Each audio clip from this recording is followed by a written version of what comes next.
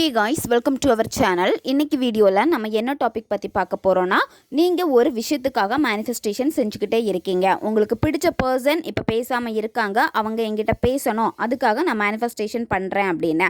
அந்த மேனிஃபெஸ்டேஷன் உங்களுக்கு டிலே ஆகிட்டே இருக்குது அப்படின்னா, அந்த மேனிஃபெஸ்டேஷனை சீக்கிரமாக நடக்க வைக்கக்கூடிய ஒரு 3 விஷயங்கள் என்ன அப்படின்னு இந்த வீடியோவில் நம்ம பார்க்க போகிறோம். நிறைய பேருக்கு மேனிஃபெஸ்டேஷன் ஃபெயில் ஆகும். அதில் நீங்கள் ஏதோ மிஸ்டேக் பண்ணுறீங்க. அந்த மிஸ்டேக்கை நீங்கள் கரெக்ட் பண்ணீங்க அப்படின்னா நீங்கள் செய்யக்கூடிய எந்த ஒரு மேனிஃபெஸ்டேஷனாக இருந்தாலும் உங்களுக்கு சக்ஸஸாக கொடுக்கும்.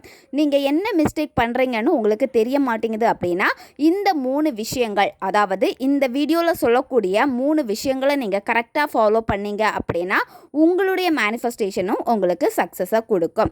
நம்ம வீடியோக்குள்ளாடி போக முன்னாடி நம்ம சேனலை நீங்கள் இதான் ஃபஸ்ட் டைம் பார்க்குறீங்கன்னா மறக்காமல் சப்ஸ்கிரைப் பண்ணிக்கோங்க. பக்கத்தில் இருக்கிற பெல் பட்டனையும் கிளிக் பண்ணிக்கோங்க. அப்போ தான் நான் போடுற வீடியோஸ் உங்களுக்கு உடனுக்குடன் நோட்டிஃபிகேஷனில் வந்துக்கிட்டே இருக்கும். உங்களுக்கு எங்கிட்ட பர்சனலாக ஃபோன் கன்சல்டேஷன் எடுத்துக்கணும். உங்களுக்கு விருப்பமான ஒர்க் ஷாப்பில் ஜாயின் பண்ணுறதுக்கு நீங்கள் இன்ட்ரெஸ்டடாக இருக்கீங்கன்னா நீங்கள் என்ன இன்ஸ்டா அல்லது மெயிலில் அதுக்கான டீட்டெயில்ஸ் கேட்டுக்கலாம். உங்களுக்கு பர்சனல் டேரோ கார்டு ரீடிங் தேவைப்பட்டனாலும் நீங்கள் என்ன இன்ஸ்டா அல்லது மெயிலில் டீட்டெயில்ஸ் கேட்டுக்கலாம். வாங்க வீடியோக்குள்ளாடி போகலாம். நீங்கள் எந்த ஒரு விஷயத்துக்காகவும் இப்போ மேனிஃபெஸ்டேஷன் பண்ணிட்டு இருக்கலாம். பணத்தை ஈர்க்கிறதுக்காக, ஸ்பெசிஃபிக் பர்சனை அட்ராக்ட் பண்ணுறதுக்காக, உங்களுடைய எக்ஸை திரும்ப அட்ராக்ட் பண்ணுறதுக்காக, உங்களுக்கு ஒரு நல்ல வேலை கிடைக்கணும் அப்படின்னு நீங்கள் மேனிஃபெஸ்டேஷன் பண்ணிகிட்டே இருப்பீங்க. பிஸ்னஸ் நல்லா வரணும், புதுசாக பிஸ்னஸ் ஸ்டார்ட் பண்ண போகிறீங்க, அது நல்லா வளரணும் அப்படின்னு சொல்லிட்டு டிஃப்ரெண்ட்டான உங்கள் லைஃப்பில் உங்களுக்கு என்ன தேவை இருக்கோ அதுக்காக ஒரு மேனிஃபெஸ்டேஷன் நீங்கள் பண்ணுறீங்க.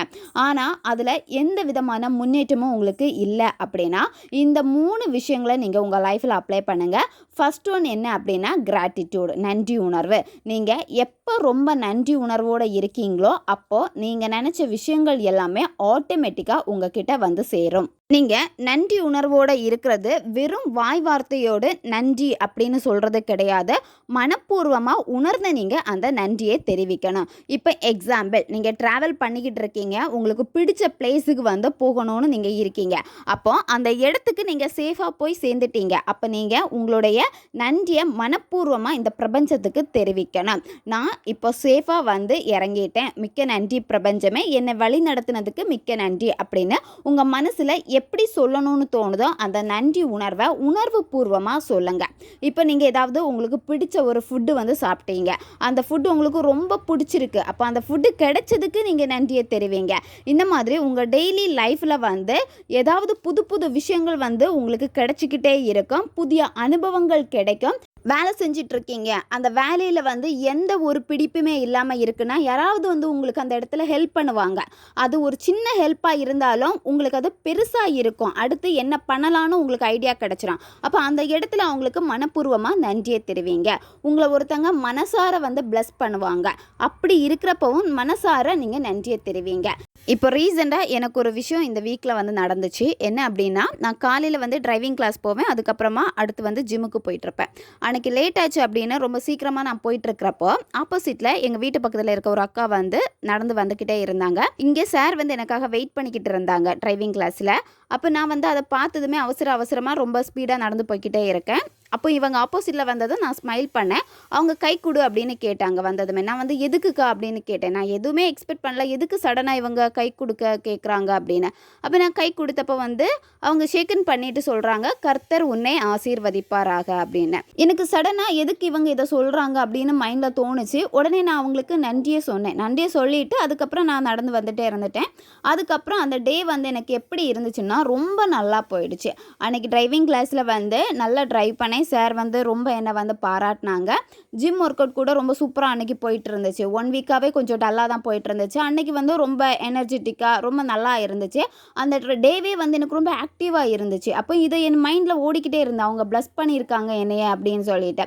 இன்றைக்கி அவங்கள திரும்ப பார்க்குறப்போ நான் அதை அவங்கக்கிட்ட சொன்னேன், நீங்கள் எனக்கு அன்றைக்கி ப்ளஸ் பண்ணிங்கல்லக்கா, அந்த டே எனக்கு ரொம்ப நல்லா இருந்துச்சு அப்படின்னு. ஒன்று அவங்க அப்படியான்னு கேட்டாங்க. ரொம்ப நாளாக இதை உங்ககிட்ட சொல்லணும்னு இருந்தேன். இந்த மாதிரி நான் உங்ககிட்ட சொல்கிறப்போ நீ அதை தப்பாக எடுத்து எடுத்துப்பியோ, மதம் மாத்துறேன்னு நினைப்பியோ அப்படின்னு சொன்னாங்க. நான் சொன்னேன், அப்படி எதுவுமே இல்லைக்கா. ஒருத்தங்க மனசுல இருந்து நம்மளை பிளஸ் பண்ணாங்க அப்படின்னா அது நமக்கு ரொம்ப நல்லா இருக்கும் அப்படின்னு நான் வந்து அவங்க கிட்ட சொல்லிட்டு திரும்பவும் அவங்களுக்கு நான் நன்றி சொன்னேன். அவங்க சொன்னாங்க, எனக்கு கொஞ்ச நாளாகவே உனக்கு வந்து ஆசீர்வதிக்கணும்னு தோணிக்கிட்டே இருந்து கடவுள் கர்த்தர் என்கிட்ட சொல்லிக்கிட்டே இருந்தாங்க. ஆனால் என்னால் உங்ககிட்ட சொல்ல முடியல. அன்னைக்கு அதான் நான் சொன்னேன் அப்படின்னு. எனக்கு ரொம்ப ரொம்ப ரொம்ப சந்தோஷமாக இருந்துச்சு. இந்த மாதிரி ஒருத்தங்க மனசுலேருந்து நமக்கு பிளஸ் பண்ணுவாங்க. அப்படி பிளஸ் பண்ணுறப்போ கண்டிப்பாக நம்ம அந்த இடத்துல உணர்வு பூர்வமான நன்றியை தெரிவிக்கணும். கண்டிப்பாக யூனிவர்ஸ் வந்து நிறைய மிராக்கிள்ஸ் வந்து யார் மூலமாவது நமக்கு நடத்தி கொடுத்துக்கிட்டே இருப்பாங்க. அதனால் எப்போவுமே நீங்கள் நன்றி உணர்வோடு இருங்க. நன்றி உணர்வோடு இருக்க நிறைய விஷயங்களை நீங்கள் அட்ராக்ட் பண்ணிக்கிட்டே இருப்பீங்க. டெய்லியுமே வந்து ஒரு 10 வாட்டி உங்கள் லைஃப்பில் அன்னைக்கு என்ன நடந்துச்சோ, ஒரு நாளைக்கு உங்களுக்கு நிறைய நல்ல விஷயங்கள் நடந்திருக்கும். அதுக்கு மனப்பூர்வமாக தூங்குறதுக்கு முன்னாடி வந்து நன்றியை சொல்லுங்க. சொல்ல முடியலையா, ஒரு பேப்பரை எடுத்து நீங்கள் எழுதுங்க. இந்த நன்றி உணர்வு தான் அடுத்த கட்டத்துக்கு உங்களை எடுத்துகிட்டு போகும். செகண்ட் பாயிண்ட் என்ன அப்படின்னா ஃபர்கிவ்னஸ், அதாவது மன்னிப்பு தன்மையோடு நீங்கள் இருக்கணும். ஒருத்தங்க உங்ககிட்ட வந்து நல்லா பேசிகிட்டு இருப்பாங்க. சடனாக ஏதோ ஒரு காரணத்துக்காக உங்கள் மேலே ரொம்ப கோவப்பட்டு தேவையில்லாத வார்த்தைகளை வந்து கொட்டியிருப்பாங்க. அந்த வார்த்தைகள் எல்லாமே உங்களுக்கு ரொம்ப வடுவாக இருக்கும், மனதை கஷ்டப்படுத்திக்கிட்டே இருக்கும். அவங்கள நினைக்கிறப்போ இந்த மாதிரியெல்லாம் என்ன பேசிட்டாங்களே அப்படின்னு சொல்லிட்டு உங்களுக்கு அந்த நபர் மேலே ரொம்ப கோவம் வரும், வெறுப்பு வரும். திரும்ப அவங்கள பார்க்கக்கூடாது, அவங்கக்கிட்ட பேசவே கூடாது அப்படின்னு உங்கள் மைண்டில் இது ரிப்பீட்டடாக ஓடிக்கிட்டே இருக்கும். இந்த மாதிரி ஒரு எண்ணங்கள் இருந்துட்டு நீங்கள் மேனிஃபெஸ்டேஷன் செஞ்சீங்க அப்படின்னா உங்களுடைய மேனிஃபெஸ்டேஷன் வந்து சக்ஸஸை கொடுக்கவே கொடுக்காது. நீங்கள் மன்னிப்பு தன்மையுடையவராக இருக்கணும். இப்போ அவங்க உங்ககிட்ட வந்து இந்த மாதிரியெல்லாம் ரொம்ப கஷ்டப்படுத்துகிற மாதிரி பேசிட்டாங்க. உங்களுக்கு பிடிச்ச பர்சன் உங்களுடைய நண்பர்களாக இருக்கலாம், இல்லை உங்களுடைய உறவினர்களாக இருக்கலாம், யாராக வேணாலும் இருக்கலாம். நல்லா பழகுனவங்க இல்லை தெரியாதவங்க சடனாக வந்து உங்களை திட்டாங்க. அது உங்கள் மைண்டில் அந்த டே ஃபுல்லாக ஓடிக்கிட்டே இருக்கும். இந்த மாதிரி தேவையில்லாத விஷயங்கள் வந்து உங்களை காயப்படுத்தி இருக்கு அப்படின்னா அதை மறக்க முடியலை, மன்னிக்க முடியலைன்னா நீங்கள் என்ன பண்ணணும்னா ஒரு பேப்பர் எடுத்துக்கோங்க, பிளாக் கலர் பென் எடுத்துக்கோங்க. உங்களுக்கு அந்த நம்பர் மேலே கோவம் இருக்குது, இந்த மாதிரி வார்த்தைகளை சொல்லி திட்டணும்னு உங்களுக்கு தோணும். உங்களுக்கு என்ன மைண்டில் இருக்கோ அந்த நபரை நினைக்கிறப்போ அது எல்லாத்தையுமே அந்த பேப்பரில் வந்து எழுதிருங்க. கோவமாக வரும், ரொம்ப வெறுப்பாக இருக்கும், அது எல்லாத்தையுமே அந்த பேப்பரில் எழுதி காமிச்சிருங்க. எழுதிட்டு நீங்கள் என்ன பண்ணணும் அப்படின்னா அந்த பேப்பரை அப்போவே நீங்கள் எரிச்சிருங்க. இந்த மாதிரி நீங்கள் செய்கிறப்ப அடுத்த செகண்ட் வந்து நீங்கள் ரொம்ப ரிலாக்ஸாக ஃபீல் பண்ணுவீங்க. திரும்ப அந்த பாஸ்ட் அவங்க திட்டினது அதை பற்றி எதுவும் நீங்கள் யோசிக்கக்கூடாது. அவங்கள மன்னிச்சிடணும். மனப்பூர்வமாக மன்னிச்சிட்டேன் அப்படின்னு சொல்லிட்டு நீங்கள் மூவ் ஆன் பண்ணிடுங்க. அடுத்து உங்களுக்கு என்ன விஷயம் தேவை இருக்கோ தேவையான விஷயங்களை நீங்கள் கவனத்தை செலுத்துங்க.